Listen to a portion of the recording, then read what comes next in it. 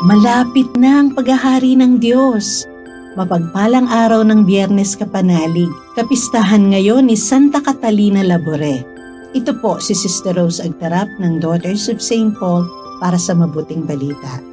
Pagnilayan natin ang Ebanghelyo ngayon.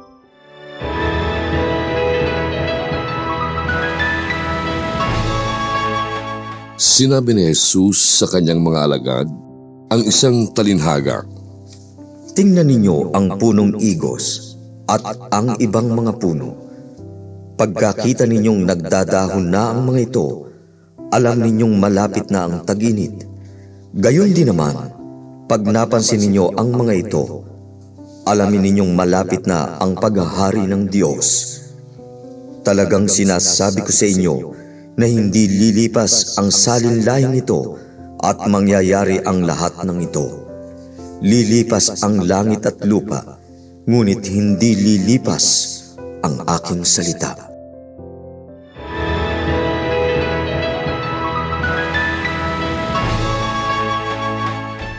Naalala ko ang lola ko sa ating mabuting balita ngayon. Minsan, natanaw namin mula sa bintana ang pusa na naghihilamos ng kanyang muka. Sabi ng lola ko, sino kayang matagal nang hindi nakakapunta rito sa atin ang darating? Syempre nagulat ako kasi hindi ko makita ang connect ng paghilamos ng pusa sa parating niyang bisita. Pero yung pagpasok ng mga insekto sa bahay bago umulan, naniniwala ako ron. Kasi maraming beses ko nang napatunayan na totoo. Marami pang amazing wisdom ang lola ko. Ang iba nga lang, pamahiin na. Pero nakakamangha na sa kakulangan noon ng teknolohiya ay natutunan nilang maging mapanuri at mapagmatsyag sa pagbabago ng panahon, klima at maging galaw ng ibang nilikha sa kapaligiran. Kapanalig, sa pagtatapos ng liturgical calendar ng ating simbahan, dahil sa linggo ay Advent season na, marami tayong naririnig na pagbasa tungkol sa end times. Nakakatakot, nakakapangamba. Lalo na ang muling pagbabalik ng Panginoon bilang hukom ng langit at lupa. Subalit para sa ating nananampalataya kay Jesus, hindi takot kundi excitement ang dapat nating maramdaman. Tapat si Jesus at tutuparin niya ang kanyang pangako. Sinabi niya na uuwi siya sa Ama upang ipaghanda tayo ng matutuluyan.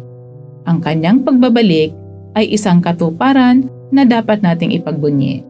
Sabi nga sa verse 33, ang langit at lupa ay lilipas, ngunit ang aking salita ay di lilipas. Kapanalig, hindi naglalayo na takutin tayo ng mga pagbasa tungkol sa end times, kaya hindi tayo dapat magimbal at mawala ng pag-asa.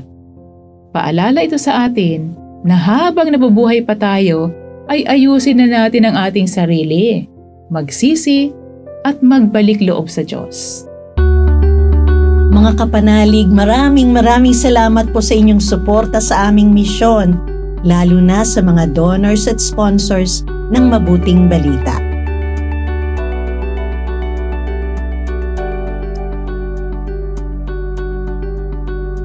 Subscribe, like, share, and follow po lines sa aming social media accounts. At patuloy kaming humihingi ng inyong tulong upang maipagpatuloy ang programang ito.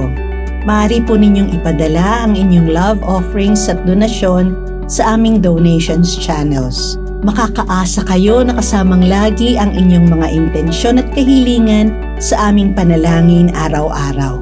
Ito pong muli si Sister Rose na nag-aanyaya sa inyong manalangin para sa mga minamahal nating pumanaw.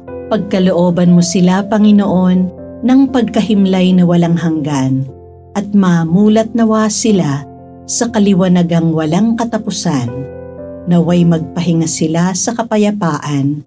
Amen. We are here to provide a new way of communicating and proclaiming the gospel.